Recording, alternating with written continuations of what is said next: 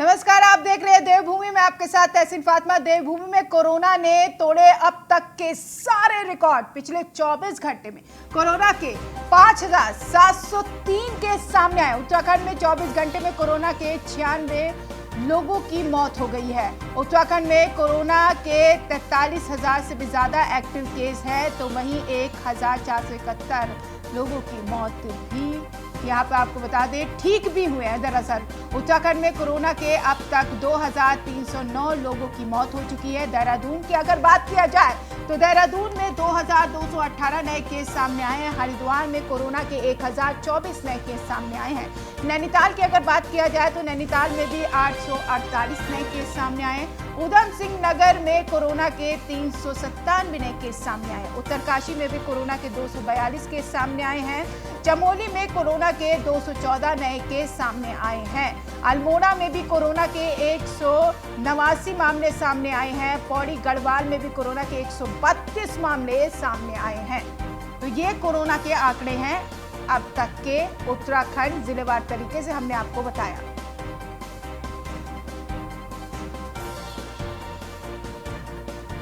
उत्तराखंड में कोरोना दिन पर दिन हावी होता हुआ नजर आ रहा है। 5,000 से भी ज्यादा केस सामने आए। छोटे से राज्य में इतना बड़ा आंकड़ा कहीं ना कहीं शासन प्रशासन के लिए एक चिंता का विषय है। हालांकि एक नई गाइडलाइन जरूर जारी किया गया है।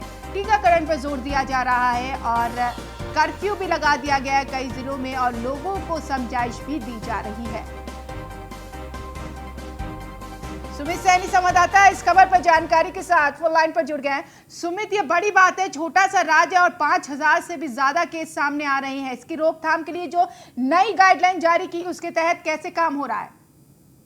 बिल्कुल फातिमा, आपको बता दूं ये छोटा सा राज्य है वाकई में, और इतने बड़े आंकड़े आ रहे हैं। उत्तराखंड में आज जो 24 घंटे में आया है 5,703 के आंकड़े आए हैं।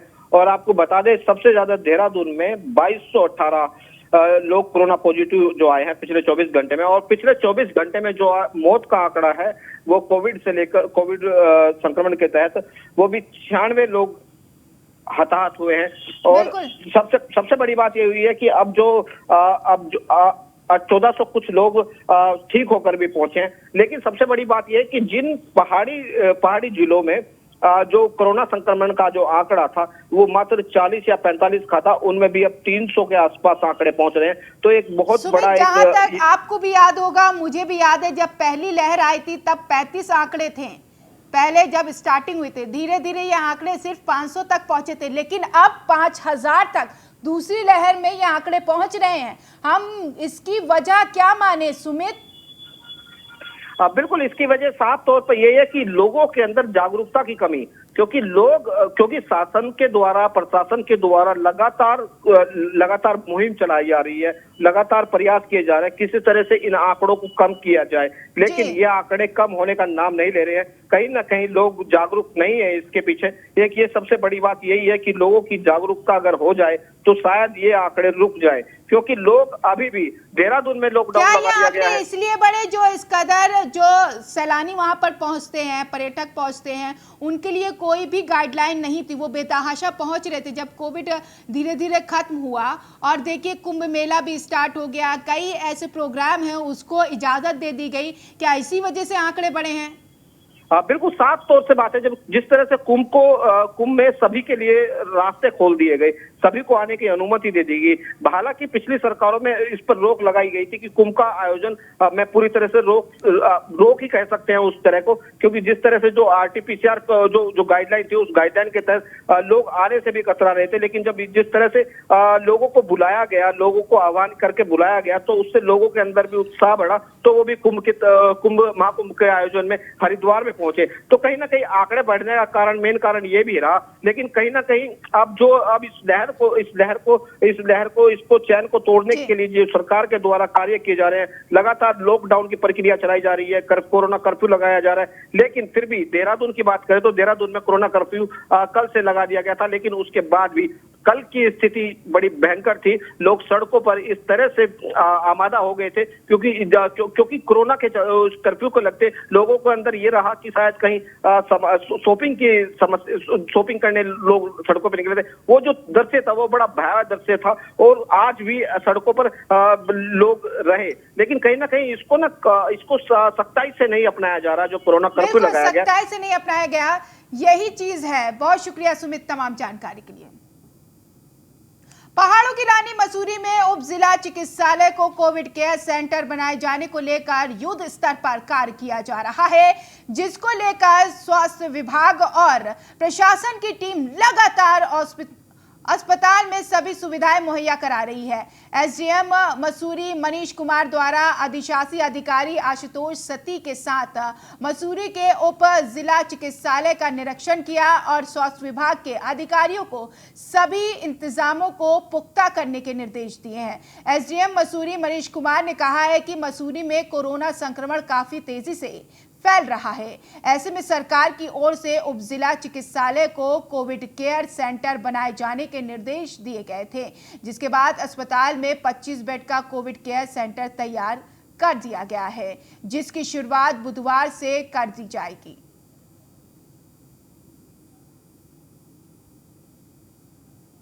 सुबह से हम लोग ने प्लान बनाया है। कल सुबह हम लोग के डॉक्टर्स ड्यूटी पे भी तैयार हैं और 14 प्लस 5 प्राइवेट वार्ड के बेड्स हैं। हमारे पास टोटल 19 अभी हमने शुरुआत की है। ऑक्सीजन बेड्स हैं और धीरे धीरे हम लोग ये बेड्स ज़रूरत के हिसाब से हम लोग बढ़ा भी सकते हैं। 35 तक भी ले आएंगे, 40 तक भी हम कर सकते हैं। और आईसीयू बेड्स के लिए अभी HLL वाले डेमोन्स्ट्रेशन दे रहे हैं, सामने खड़े हुए हैं। कुछ इनके कुछ पार्ट्स नहीं लाए हैं जो इन्होंने मंगाए हैं, तो जैसे ही हमें क्लियरेंस दे देंगे हम आईसीयू बेड भी स्टार्ट कर देंगे। 5 आईसीयू बेड्स हैं हमारे पास। अप्लाई पूरी है और जब भी ज़रूरत होती है हमारे माननीय मुख्य चिकित्सा अधिकारी महोदय, माननीय मंत्री वगैरह सबका सहयोग है, प्रशासन का पूरा सहयोग है। आ चुकी हैं डॉक्टर्स जो हैं, उनका जो डेली रूटीन बनना था वो भी बन चुका है। ऑक्सीजन बेड्स जो हैं वो तैयार हैं, कंसनट्रेटर्स भी हमारे तैयार हैं। अब जो थोड़ी बहुत अब हमारी औपचारिकताएं हैं उसको भी जल्द ही पूर्ण कर लिया जाएगा और जल्द से जल्द जो है ये फैसिलिटी जो है जनता को समर्पित की जाएगी। और इसके अलावा जो हमारे जो डॉक्टर्स की रिक्वायरमेंट है वो भी चिकित्सालय के स्तर से उसका क्रियान्वयन किया जा रहा है। आज काफ़ी सारी मशीनों का डेमोन्स्ट्रेशन हो चुका है। हमारा जो आईसीयू का सेंट्रल ऑक्सीजन सप्लाई सिस्टम है उसका डेमोन्स्ट्रेशन चल रहा है, तो वो भी अपेक्षित है कि आज या कल में हमारा जो है ये भी सिस्टम जो है वो तैयार हो जाएगा। फिलहाल के लिए हमने ऑक्सीजन बेड्स जो हैं वो तैयार करी हुई हैं और जो कंसनट्रेटर्स हैं वो हमारे पास जो है वो तैयार हैं। देवभूमि में कोरोना से त्राहिमाम मचा हुआ है। हालात इतने खराब हो चुके हैं कि अंतिम संस्कार के लिए लकड़ियां भी नहीं मिल पा रही हैं। वहीं राजपुरा स्थित शमशान घाट में कोरोना से हुई मौत के शव का अंतिम संस्कार करने के बाद पीपीई किट, मास्क, ग्लव्स खुले में फेंके जा रहे हैं। अन्य शव भी कोरोना पॉजिटिव शवों के साथ ही जलाए जा रहे हैं। इस बात को लेकर पार्षद सहित स्थानीय लोगों ने जमकर हंगामा किया। इस दौरान लोगों की प्रशासन से नोकझोंक भी हुई। लोगों का कहना है कि आसपास के इलाकों में कोरोना संक्रमण का खतरा फैल रहा है। पार्षद का आरोप है कि कई बार प्रशासन से शिकायत के बावजूद भी कोई कार्रवाई नहीं की जा रही है और न ही सैनिटाइज कराया जा रहा है।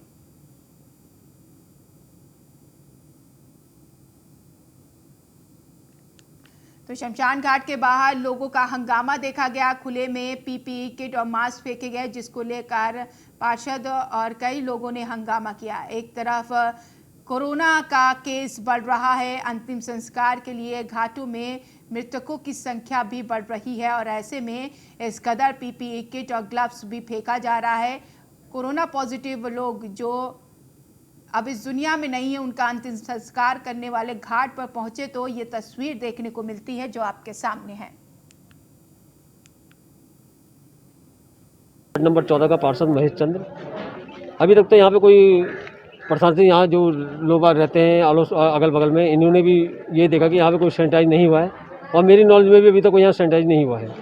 और इनका नगर निगम के जो अनमोल सर जी हैं वो कह रहे हैं कि यहाँ सैनिटाइज हुआ है, चलो उनकी बात बड़ी कर लेते हैं। लेकिन यहाँ पे जो अभी गंदगी देखी गई है, ये सामने पीपीई किट पड़ी है, ग्लव्स पड़े हैं, ये पड़ा है, ये सब चीज़ें सामने ही पड़ी हुई है, अभी अंदर नहीं गई है।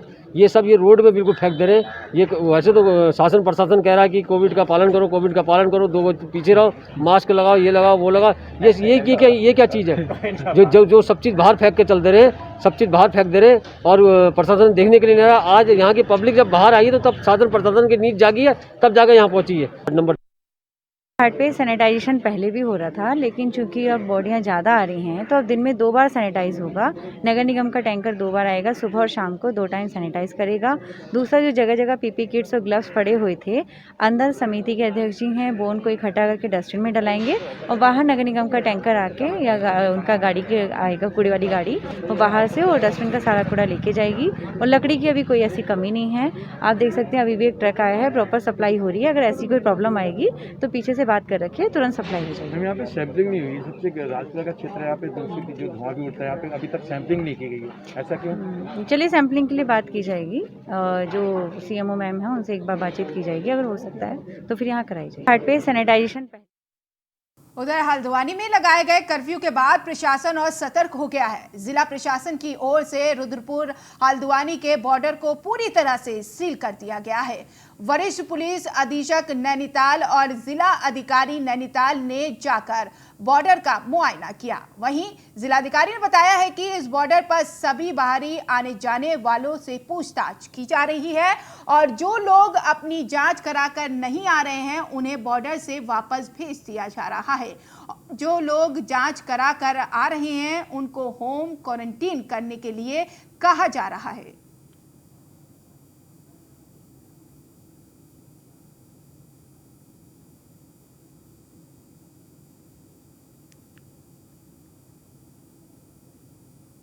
किया जा रहा है कि क्या उनके द्वारा उत्तराखंड का जो पोर्टल बना हुआ है उस पर रजिस्ट्रेशन किया नहीं या नहीं किया। ऐसे लोग जो बाहर से आए हैं, जो हमारे प्रवासी नहीं हैं, क्या उनके द्वारा RT-PCR की रिपोर्ट लाई जा रही है या नहीं लाई जा रही। वैसे अच्छी बात यह है कि चेकिंग हमारे उधमसिंह नगर में भी हो रही है और यहाँ भी हमारे बॉर्डर पर हो रही है। तो ऐसे इक्का दुक्का केसेस ऐसे जो लोकल हैं जिनके पास इसकी रिपोर्ट नहीं है, तो उनके नाम वगैरह हम सब नोट करा ले रहे हैं यहाँ पर बॉर्डर पे और अपनी टीम को निर्देशित कर रहे हैं इनके घर पहुँचने, इनको एक तो होम क्वारंटाइन करें और इनकी सैंपलिंग करें, चेक किया जाए।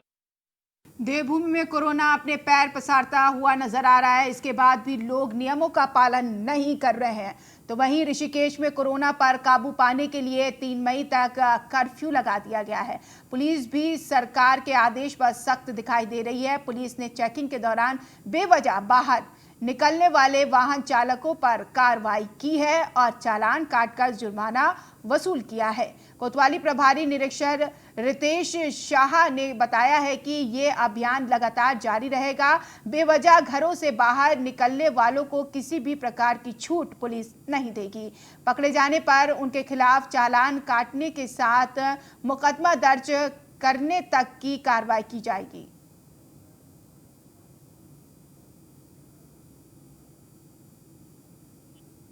पहले दिन इसी केस में देखा गया है जहां तहां लोगों की भीड़ लग रही थी, लेकिन पुलिस ने अचानक 10 बजे के बाद आकर यहां पर चेकिंग शुरू करी और बहुत से लोगों को चलता किया, जिससे कितने लोगों की गाड़ियां सीज हुई और कितने लोगों के चालान कटे।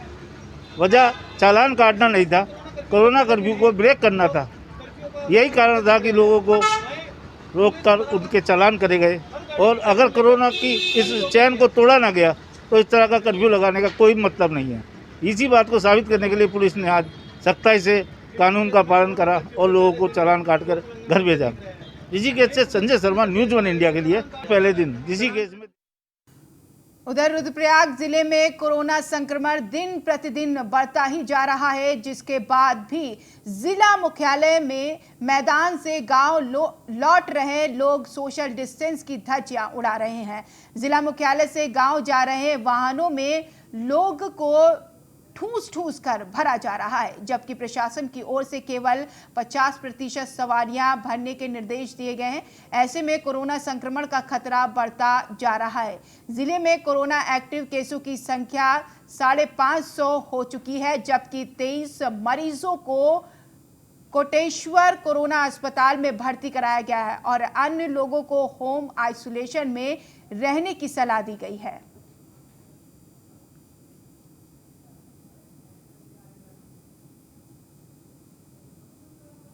सोशल डिस्टेंस का पालन नहीं किया जाएगा तो ये कोरोना ज़्यादातर बढ़ता ही रहेगा और इसके जिम्मेदार सीधे सीधे मैं कहता हूँ प्रशासन है, क्योंकि मैं देख रहा हूँ बाजार में गाड़ियों में ऐसी भीड़ लग रही है कि प्रशासन के पुलिसकर्मी वहाँ मूक दर्शक बने हुए हैं। कोई भी ये कहने को तैयार नहीं कि भाई ये भीड़ काहे को है और इतनी भीड़ गाड़ियों में क्यों, जबकि पहले कह रहेगा 50% लोग बैठेंगे, मगर गाड़ियाँ फुल जा रही है। इससे कोरोना बढ़ने की कगार पे जा रहा है। सब लोग महफूज हैं, लेकिन जो बाहर से पर्यटन आ रहे हैं उनकी बिना जांच करके ऊपर यहाँ लोग पहुँच रहे हैं, वो अपने को सुरक्षित रखने के लिए यहाँ पहुँच रहे हैं, लेकिन वो हम पहाड़वासियों को असुरक्षित कर रहे हैं। गाड़ियों में आप देखिए 50 का रेशियो था, लेकिन सवारियाँ पूरी भरी जा रही हैं और दाम दोगुने लिए जा रहे हैं। ये हमारे संज्ञान में आया है और ये कदाचित नहीं होना चाहिए।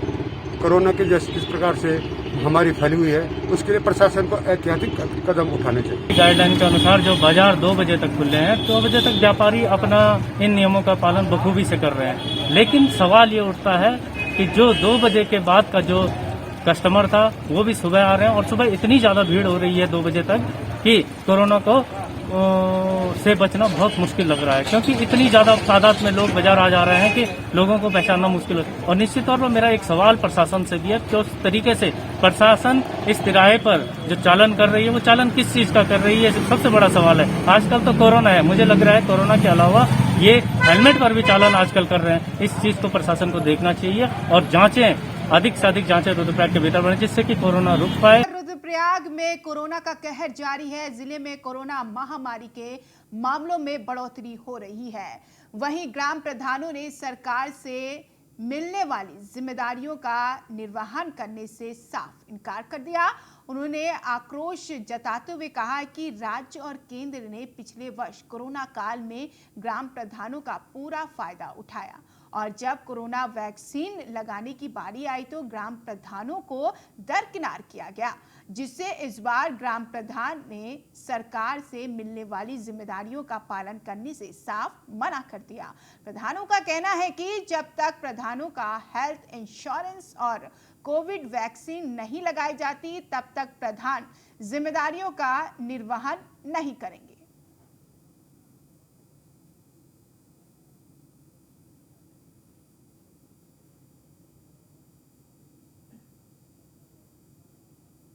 सरकार पूरी जिम्मेदारी प्रधानों को दे रही है, जनता बाहर से आ रही है, उसकी पूरी जिम्मेदारी प्रधान लेगा, लेकिन प्रधान की जिम्मेदारी कौन लेगा, ये हमारा मुख्य सवाल है। हम भी ये चाहते हैं कि हमारी भी जिम्मेदारी लें। सरकार ने हमें सिर्फ आईना दिखाया है, ना हमें वैक्सीन लगाई गई है, ना हमारी सुरक्षा के लिए कोई उपकरण हमें दिए गए हैं। इसलिए हम चाहते हैं सरकार द्वारा हमारी भी सुरक्षा का कोई उपाय किया। हमारा जो प्रेस कॉन्फ्रेंस करने का जो उद्देश्य ये था कि पिछली बार जब कोरोना की शुरुआत थी तो काफ़ी मामले कोरोना के उस टाइम पर आए थे और उस टाइम कहीं हमारे प्रवासी बंधु क्षेत्र की तरफ आए थे, तो कहीं ना कहीं जनप्रतिनिधियों ने और प्रधानों ने तन मन धन से उनकी सेवा की।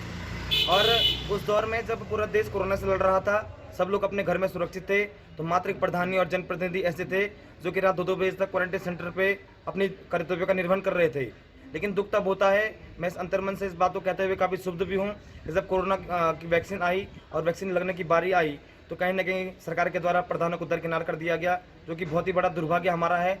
और इस बार पुनः कोरोना काफ़ी तेज़ी से फैल रहा है। केंद्र सरकार और राज्य सरकार के द्वारा पुनः प्रधानों को एक जिम्मेदारी का सूचना मिली है कि प्रधानों के कंधों पे पुनः इस बार जिम्मेदारी डालेंगे। खबर हरिद्वार से। स्वास्थ्य विभाग की बड़ी लापरवाही, सिविल अस्पताल में रखी है 14 वेंटिलेटर मशीन। वेंटिलेटर मशीनों का नहीं हो रहा है संचालन। 2020 में खरीदी गई थी सभी वेंटिलेटर मशीन। स्वास्थ्य विभाग की लापरवाही भुगत रही है जनता। वेंटिलेटर के बिना लगातार हो रही मरीजों की मौत। अस्पताल के सीएमएस संजय कंसल ने बयान दिया है, वेंटिलेटर मशीन चलाने के लिए नहीं है पर्याप्त स्टाफ। पानी की टोटी नहीं है कि हमने खोल दिया मरीज के आगे, पानी पी लिया, पानी निकल गया, पानी पी लिया उसने।